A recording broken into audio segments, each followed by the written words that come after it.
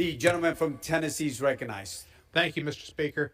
I want to thank the chairman and the committee and the ranking member for their work in passing this bill out of committee. I know it was somewhat contentious, but it shouldn't have been, but it was. And I rise in strong support of H.R. 5441, the Prevent All Soaring Tactics Act, acronym the POST Act, which I proudly introduced with several prime co-sponsors who worked on it, Brian Fitzpatrick, Jan Schakowsky, and Vernon Buchanan, who, like Mr. Bilirakis, is a member of the class of '06, of which I am as well. The PAST Act would shut down the cruel practice of horse soaring, which has been described here on the floor. It's a horrendous practice that horse trainers have used in the Tennessee walking horse industry, spotted saddle, and racking horse shows.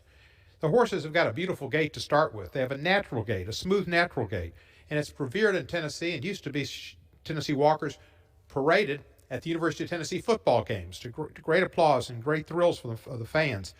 But some people, to make it even more imposing, took away their natural gait, which is enough of a miracle and enjoyment to watch, and put in these soaring practices to get a high gait, extremely high gait, known as the big lick. Well, the big lick is wrong, and to achieve the big lick, horse traders irritate or blister a horse's forelegs through the application of caustic chemicals such as mustard oil, cut the horse's hooves painfully short, or use mechanical devices to inflict pain, all of which is reprehensible to anybody that cares about animals and realizes they have lives and senses as well, and they suffer pain just like everybody else does, every other human or every other animal. Far too often, those involved in showing the Tennessee walking horses have turned a blind eye to this abusive acts of the trainers. They do little to try to police it, and the penalties are so minor it does nothing to prevent this barbaric act.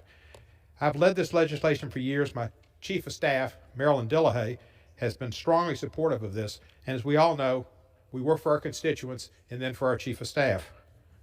The PAST Act would codify key elements of the Horse Protection Act rule that the USDA finalized in January 2017 by eliminating the failed system of industry self-policing and prohibited the use of devices that are integral to this soaring practice and the big lick, strengthen penalties and increase consequences for individuals caught soaring a horse. I've thanked Congress Chairman Pallone and Chairman Schakowsky for their support and work on this bill. I'd also like to particularly thank Priscilla Presley, Elvis's widow. Priscilla and Elvis had Tennessee walkers at Graceland. They loved their Tennessee walking horses, which had a natural gait, and Priscilla has lobbied on this for many years and come to many activities encouraging the passage of this act. Priscilla Presley is a pretty amazing human being, and this is one of the areas where she's surpassed being just a spouse of the rock and roll legend Elvis Presley and being a star in her own right in many ways. I thank the 263 bipartisan members who co-sponsored the bill and hundreds of stakeholders groups and individuals who have led their support, including the Humane Society, the American Horse Council, the U.S. Equestrian Federation, American Veterinary Medical Association, American Association of Equine Practitioners, the state veterinary organizations of all 50 states, national sheriffs, and the Office of Social Protection.